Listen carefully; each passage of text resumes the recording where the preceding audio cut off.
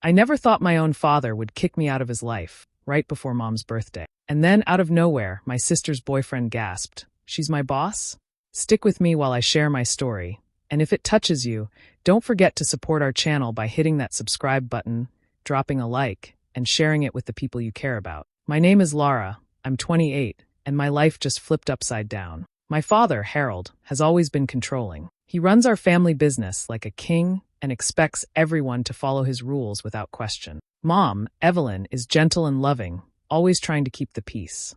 My younger sister, Mina, is sweet but often naive, just trying to stay out of trouble. I thought our family was close, but that illusion shattered the day my father disowned me. It all happened hours before Mom's birthday. I walked into the living room, carrying a cake I baked myself, expecting smiles. Instead, Harold looked at me like I was a stranger. "I don't want you in this house anymore," he said, his voice cold. Shock froze me. I couldn't understand why. All my life, I followed his rules, helped with the business, and tried to please him. And now he was throwing me out, blaming me for things I didn't do. I left, my heart pounding. I spent the night walking around town, thinking about what had gone wrong. How could my own father betray me? But then, I started noticing things I hadn't before. Small whispers between Harold and Mina, secret phone calls. Something felt off. My instincts told me there was more to this than just a sudden anger. The next day, I ran into Mina's boyfriend, Dex. He was holding some papers and looked startled when he saw me. Then he said it, almost in disbelief. "She's my boss?" I froze. That moment changed everything. Dex works at a company linked to my father's business, and now I realized I could turn this betrayal into something more. I didn't want revenge that hurt anyone else unnecessarily. I just wanted to reclaim my dignity and show my father what he lost. I applied for a high-level position at Dex's company and threw myself into work. I spent long hours learning, leading, and proving myself. Dex noticed my talent and professionalism, not knowing the full story of why I was there. Meanwhile, Harold started hearing rumors about a new manager taking charge. Panic flickered in his eyes whenever he saw Mina. Weeks later, Mom invited me to a small family gathering. I showed up confident, calm, and in control. Dex introduced me as his new boss, and I saw Harold's face turn pale. The silence was deafening. He had no idea I had climbed the ladder he never thought I could reach. Mina looked at me with wide eyes, realizing I had changed. Harold tried to apologize, but I didn't need his forgiveness. I had my life, my power, and my dignity back. For the first time, I felt free. Sometimes betrayal feels unbearable, but it can also give you the strength to rise. And rise I did. The morning of Mom's birthday started like any other, but the air in our house felt heavy, almost suffocating. Harold's face was harder than I had ever seen it, his eyes sharp and accusing. Without any warning, he said, "Laura, I think it's best if you leave. You've caused enough trouble." My heart dropped. I blinked, trying to process his words. "Trouble?" I whispered. "What are you talking about?" He shook his head and avoided my gaze. "The company lost a big deal last month. You were responsible for it. It's clear you can't handle anything in this family." The words hit me like a punch. I knew I hadn't made any mistake. The deal had fallen apart because of a partner's dishonesty, not me. Yet Harold's blame was absolute, like a verdict handed down without trial. I wanted to argue, to shout, but my throat felt tight, frozen by disbelief. I looked around the room, seeing Mom arranging flowers for the birthday table, completely unaware of the storm raging between us. The thought of ruining her day made my stomach twist. How could Harold accuse me so unfairly, right before celebrating her? Anger bubbled inside me, sharp and fierce. I wanted to scream, to make him see that I wasn't the failure he claimed I was. But there was more than anger. Sadness washed over me, heavy and quiet. I thought about all the years I had spent trying to meet his expectations, trying to be the daughter he wanted. And now, in an instant, it felt meaningless. Every sacrifice, every late night helping with reports or family events, seemed invisible. I felt alone, betrayed by the one person who was supposed to protect me. Once the initial shock faded, a quiet determination began to grow. I refused to let this define me. If Harold wanted to treat me like a mistake, then I would show him I was anything but. I started thinking carefully about how I could reclaim what was taken from me, not just my place in the family, but my self-respect. Ideas formed in my mind, small but precise. I would prove him wrong in ways he couldn't ignore. I didn't need to yell or confront him directly. Instead, I would plan, work, and rise in a way that forced him to recognize my worth. The thought of outsmarting him, of quietly taking control of the situation, gave me a strange sense of calm. It was as if his betrayal had lit a fire inside me, a fire that wouldn't die until I reclaimed my dignity. As I packed a small bag and prepared to step out, I felt my emotions sharpen into focus. Anger, hurt, disbelief. They all became tools I could use. I wasn't sure exactly how or when I would act, but one thing was clear. Harold had underestimated me, and underestimation was the most dangerous mistake he could make. Walking out of the house, I kept my head high, pretending to be composed. Inside, my mind raced with strategies, imagining the ways I could turn this betrayal into my advantage. I knew it wouldn't be easy, but for the first time in my life, I felt a quiet thrill at the thought of taking control of my own story. A few days after leaving home, I wandered through the part of town where Mina often met Dex. Curiosity drew me more than anything else. I wanted to see if life outside my father's suffocating control held anything unexpected. That's when I noticed Dex slipping into a sleek office building I had never paid attention to before. Something about the logo on the door looked vaguely familiar, and I realized with a jolt that it was tied to one of my father's business partners. I lingered nearby, pretending to scroll through my phone, but my ears caught every word as Dex stepped into the lobby. "I never thought she'd be my boss one day," he murmured to someone on a call. My heart skipped. I froze, staring at the floor for a second to make sure I hadn't misheard. The words echoed inside my head, and a strange mix of disbelief and opportunity washed over me. Dex had no idea I was standing just a few feet away, hidden behind a pillar. I wasn't sure if I should confront him, but another thought hit me like lightning. This was leverage. My father had underestimated me, dismissed me, and now fate had handed me a chance to turn the tables. I could step into a space he never imagined I could occupy, and in doing so, reclaim a measure of the respect he had stripped away. The initial shock slowly gave way to a swirl of emotions. Part of me wanted to cry at the unfairness, at the betrayal, at the thought that my sister, Mina, had no idea of what her boyfriend was really saying. Another part of me was almost giddy at the unexpected turn. This wasn't just a coincidence. It felt like a door opening, a path I could take that would allow me to rise above the hurt and humiliation I had suffered. I lingered until Dex disappeared into the elevator, my mind racing. The idea of using this situation to my advantage filled me with both excitement and fear. Could I actually navigate this carefully enough to protect myself, while also proving something to Harold? Could I transform a moment of betrayal into one of triumph? Every nerve in my body buzzed with anticipation, but beneath it all, a quiet tension simmered. I had to move carefully. One wrong step, and everything could fall apart. I left the building slowly, pacing in circles as I processed the revelation. Dex's innocent comment had turned into a spark in my mind, igniting thoughts of strategy and foresight. For the first time since Harold's words, I felt a sense of possibility. I could reclaim my power, not through confrontation, but through skill, intelligence, and timing. The knowledge that I now held influence over a part of the world my father valued so much made my pulse quicken. That night, I lay awake, imagining what it would feel like to walk into that office with confidence, to sit at a desk where decisions would respect my authority. The betrayal of my father still stung, but now it was tempered with the thrill of opportunity. Every thought of Dex, the office, and the unexpected path ahead fueled a determination I hadn't known I possessed. For the first time, I realized that what had started as loss could become leverage, and leverage, if wielded carefully, could become the instrument of the justice I quietly longed for. After the revelation about Dex's company, I knew rushing into my father's face would do nothing but satisfy his ego. Patience had to be my weapon. Confrontation now would be pointless. I needed a plan that would show him my worth without giving him the satisfaction of seeing me desperate or angry. I had to be deliberate, careful, and above all, unshakable. That evening, I sat at my small apartment desk, papers spread around me, mapping out the steps I would take. Dex's company was the perfect place to start. It was connected to my father's world, yet entirely outside his control. I decided to apply for a senior position in finance and operations, fields I had mastered over the years, but had never been allowed to fully prove myself in. This wasn't just a job. It was a statement. Filling out the application felt surreal. Each line of my resume reminded me of my capabilities.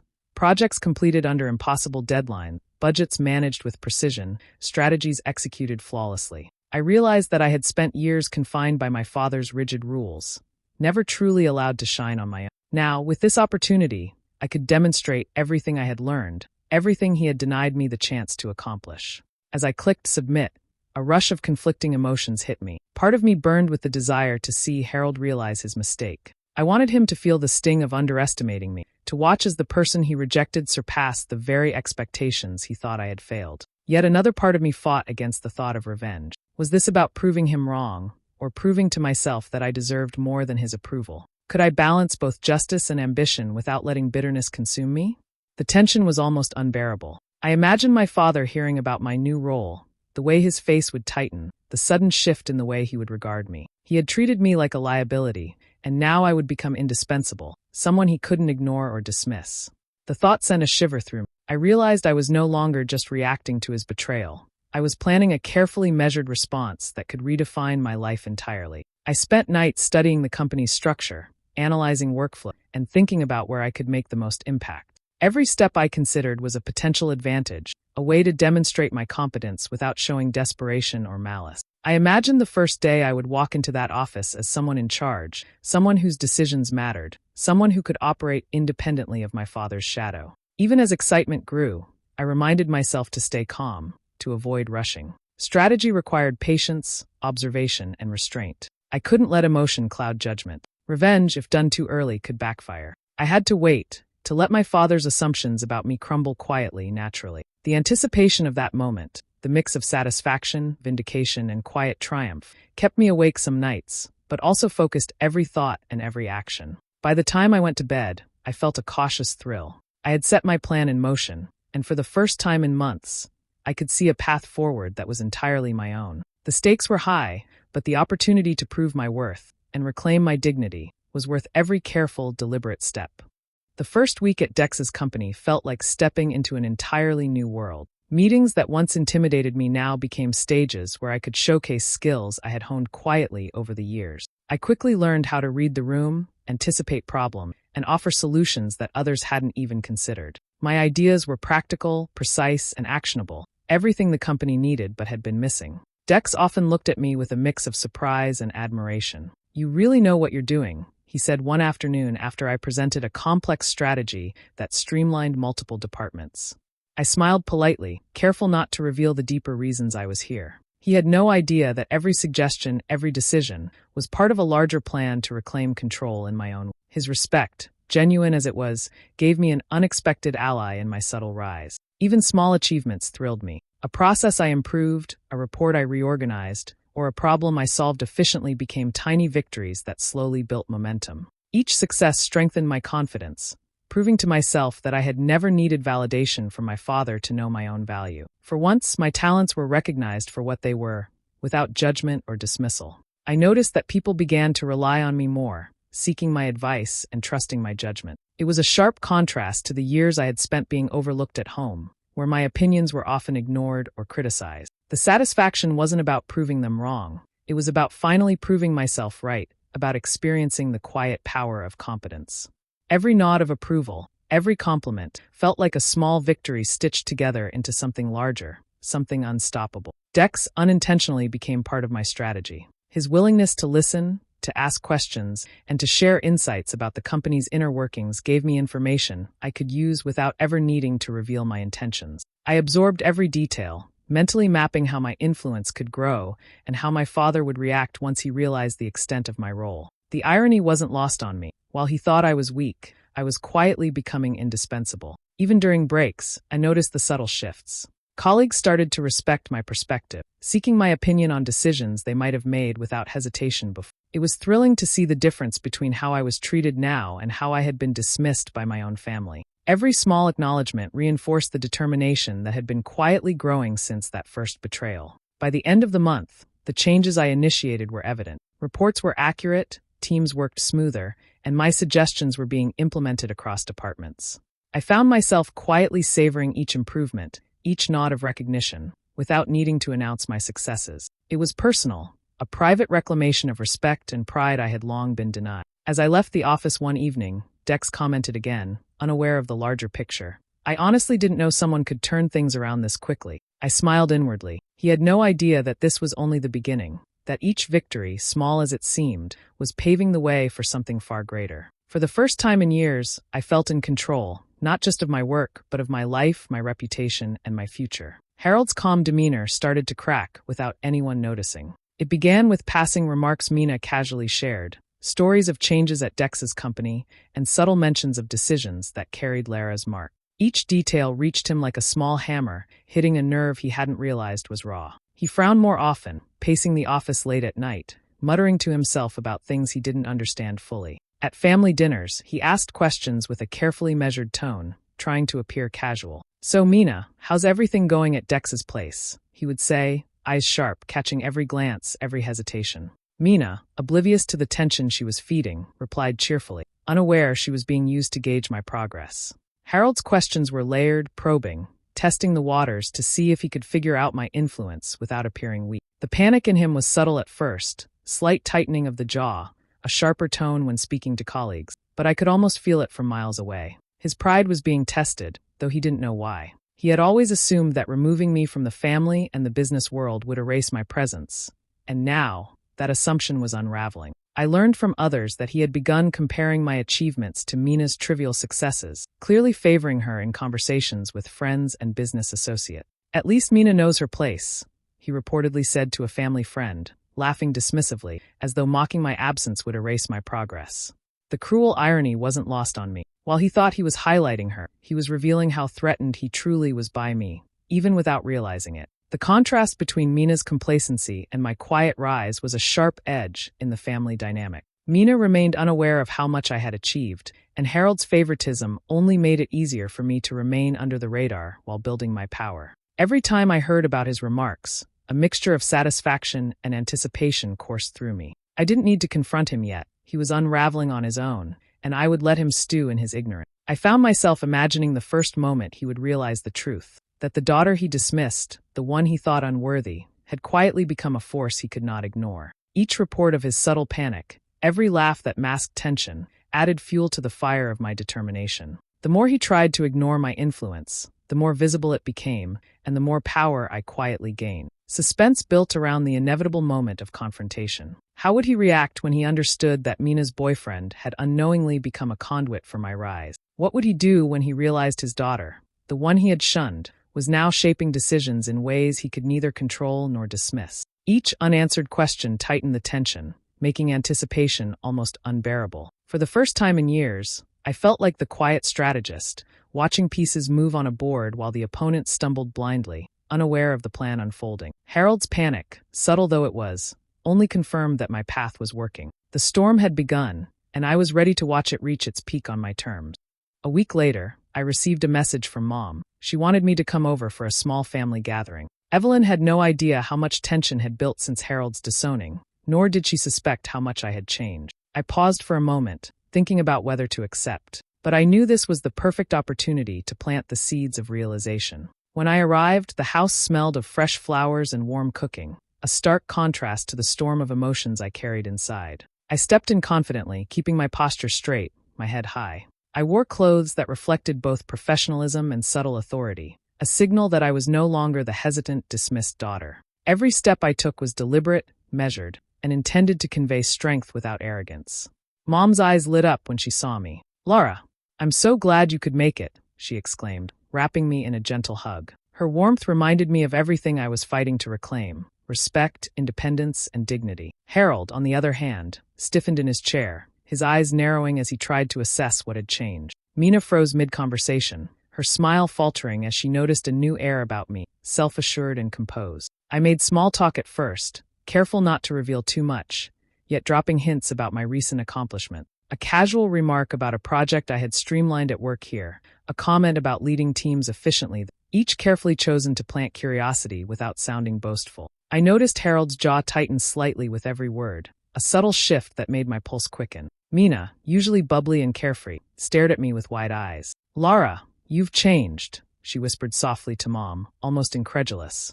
Her tone carried a mix of awe and confusion, as though the sister she thought she knew had vanished overnight. I smiled faintly, allowing her surprise to linger without explanation. The contrast between her naivety and my poised confidence only emphasized the transformation. Throughout the evening, Harold tried to maintain composure, but I could see the tension in his hands and the way his gaze flickered toward me repeatedly. He was trying to anticipate what I had accomplished, trying to piece together the subtle clues I had left behind. Every word I spoke, every casual story I shared, added pressure without me needing to act overtly. The anticipation of his reaction was intoxicating. The room's energy shifted slightly as I moved through conversations, engaging with relatives, exchanging polite smiles with neighbors, and occasionally glancing at Dex, who was present as Mina's guest.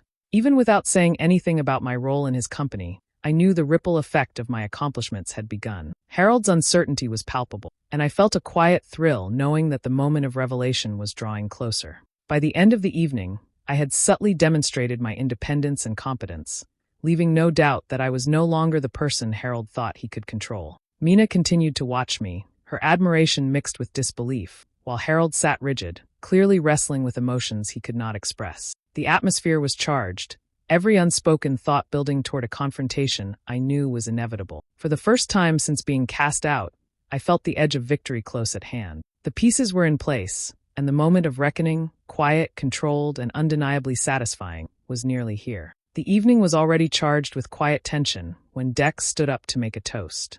I noticed Harold straightening in his chair, his eyes narrowing as he sensed something shifting, though he didn't know what. Mina nudged him lightly, whispering, "Wait, Dex wants to say something." The room hushed, curiosity filling the space like electricity. Dex cleared his throat, smiling at the gathering. "Before we dig into the food, I want to introduce someone important," he said, his gaze landing on me. My heart beat steadily, but my expression remained composed. "Lara has recently taken on a leadership role at my company," he continued, glancing at Harold. "In fact, she's my direct supervisor now." For a moment, the room froze.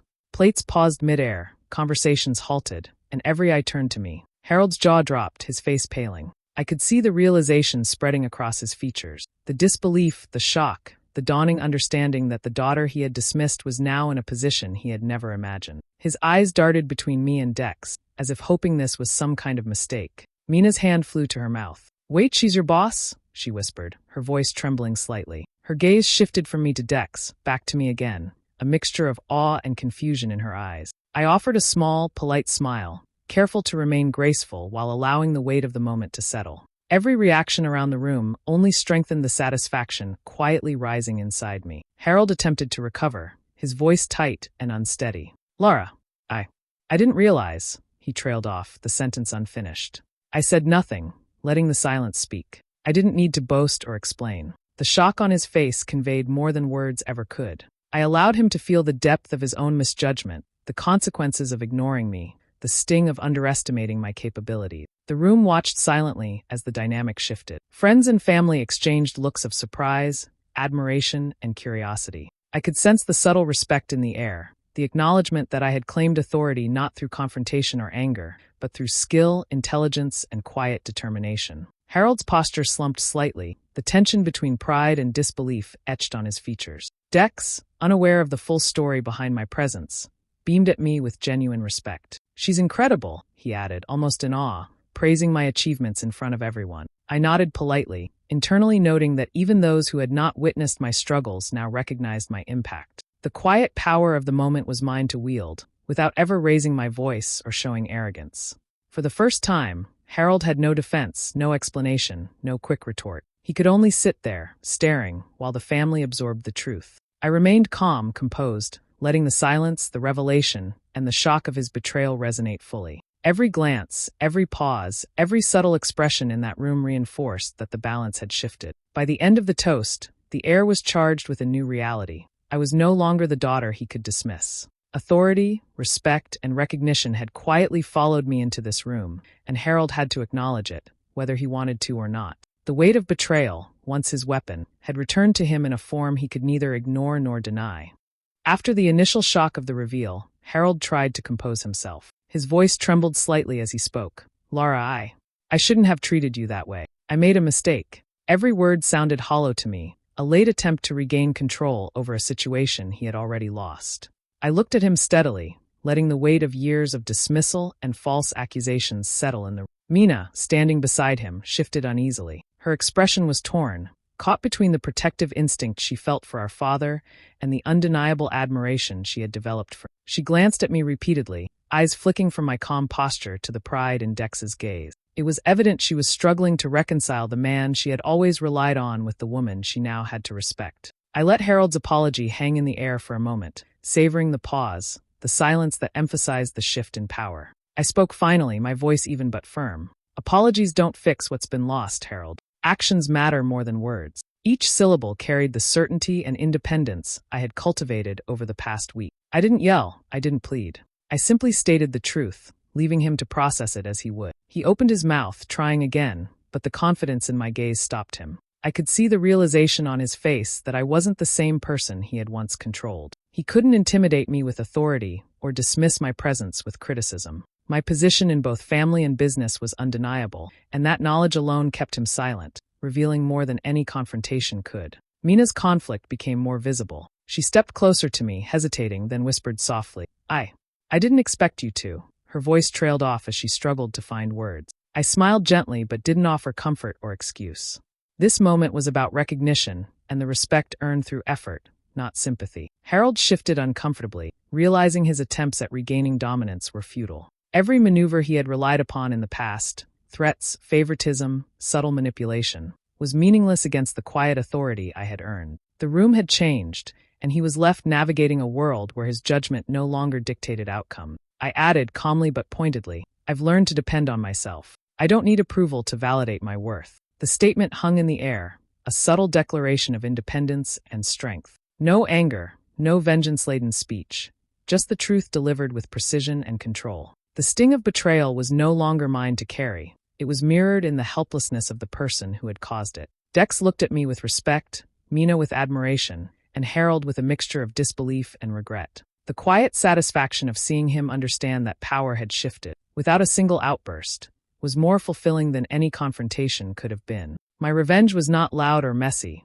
It was calculated, measured, and complete. As I stood in that room, holding my ground, I realized that years of being underestimated had prepared me for this exact moment. Harold's regret was evident, my authority unquestioned, and the balance of respect finally restored. The moment was mine entirely, a silent, controlled triumph that spoke louder than any argument ever could. In the weeks following the gathering, life settled into a new rhythm. I could feel the subtle shift in the house and at work. Respect flowed naturally now, no longer dependent on my father's approval. Mom and I began rebuilding our relationship, spending quiet afternoons together, sharing thoughts, and laughing like we hadn't in years. Her warmth felt like a balm, reminding me that family could be a source of love rather than judgment. Harold, however, remained distant. I noticed the way he lingered at the edge of conversations, how his voice carried uncertainty when speaking to me. His pride had been bruised, and for the first time, he had to reflect deeply on the choices he had made. I didn't need to remind him of the past. He carried it with him, in every hesitant glance,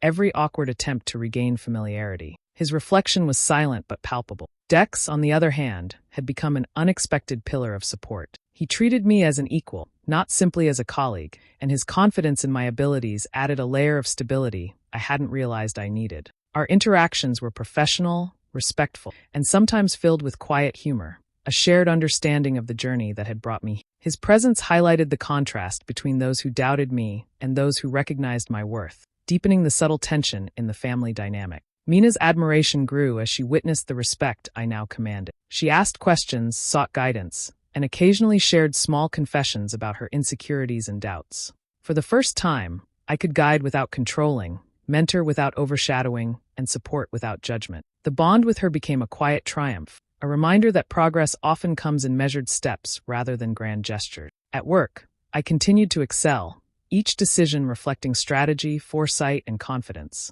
Colleagues acknowledged my contributions openly, clients respected my leadership, and the projects I led flourished. Success was no longer fleeting or fragile, it was tangible and sustainable. Every achievement reinforced the quiet truth I had discovered through betrayal. Strength and resilience are forged in adversity. Even at home, Harold's attempts to reclaim authority remained subtle and ineffective. The balance had shifted permanently. I didn't need to assert dominance. My presence, competence, and calm assurance spoke louder than words ever could. He observed, occasionally attempting advice or guidance, but it no longer carried weight. His reflection on his errors was his alone, a personal reckoning I didn't have to enforce. As the days passed, I found a sense of peace I hadn't known before. My independence was fully realized, my dignity intact, and my accomplishments undeniable. I had taken betrayal, frustration, and disappointment and transformed them into tools of growth, strategy, and quiet triumph. Standing in the sunlight streaming through my apartment window, I felt a profound clarity. I was no longer defined by past wrongs, by someone else's anger or misjudgment. I was Lara, capable, confident, and victorious in my own life. Every challenge, every obstacle, every moment of doubt had led me here, to this unshakable position of self-respect and empowerment. Betrayal didn't define me. Strength, patience, and careful strategy did. And in that truth, I found freedom. Do you think I did the right thing by standing up to my father, Or should I have tried to forgive him? I'd love to hear your thoughts. Subscribe and hit the bell for more stories like this.